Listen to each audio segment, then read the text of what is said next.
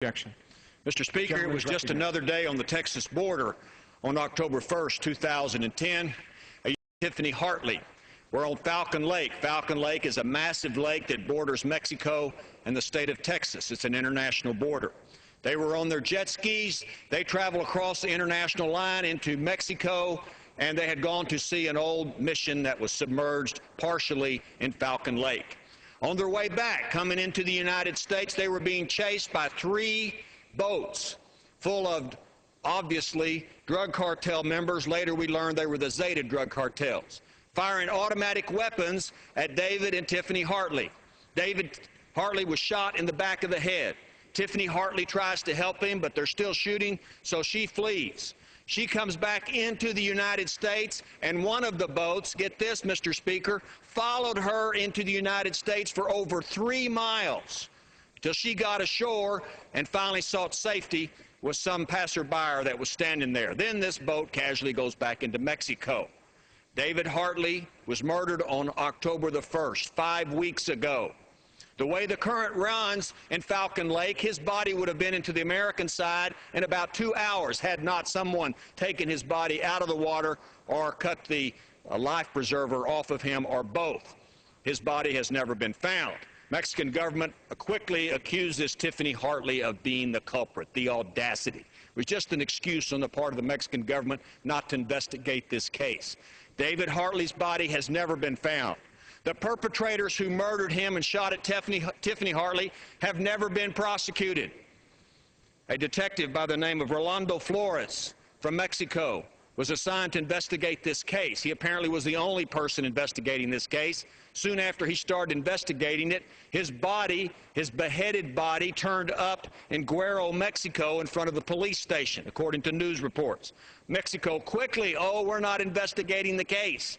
And, of course, they have not. Mexico has an awful track record on solving homicides, not just homicides of Americans in Mexico, but of Mexican nationals who are murdered in the name of selling drugs across that border and bringing them into the United States.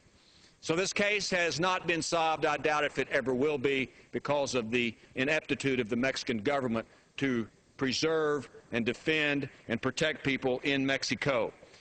As Sheriff Z. Gonzalez of Zapata County has said, this lake is a trafficking area for drug cartels. The Zeta drug cartels have operational control of part of that lake and bring drugs into the United States at night. So I went down to Falcon Lake along with Sheriff Gonzalez's people. We went up and down the lake in speedboats. Of course, before we were allowed to get on the boats, we had to make sure that the locals who were taking us there had automatic weapons and everybody's wearing a bulletproof vest.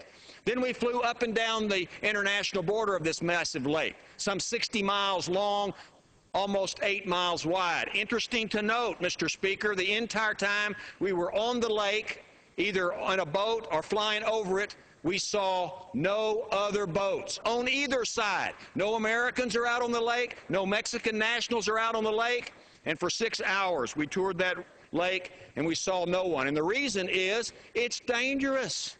People on both sides of the borders don't go on that lake because it's not under the operational control of either Mexico or the United States. It's under the operational control of the Zeta drug cartels. And that's a very unfortunate situation. This is one instance of many where there are places on the international border with the country of Mexico where neither country have operational control of the border. And it's time that we force and do something about this nonsense that's taken place, the murder of Americans. And since then, there have been other Americans murdered in Mexico. Have crimes been solved? Of course, those crimes have not been solved. So, you know, we were just hearing comments by the other side about being at war in Afghanistan and Iraq. It is true. We go to war and fight the battles in other countries. In Afghanistan and Iraq, we defend the borders of other nations. Maybe it's time we come home and defend our own borders and protect our borders as well as defending borders in Afghanistan and Iraq, because it's the first duty of government to protect the people. So what do we need? We need more boots on the ground.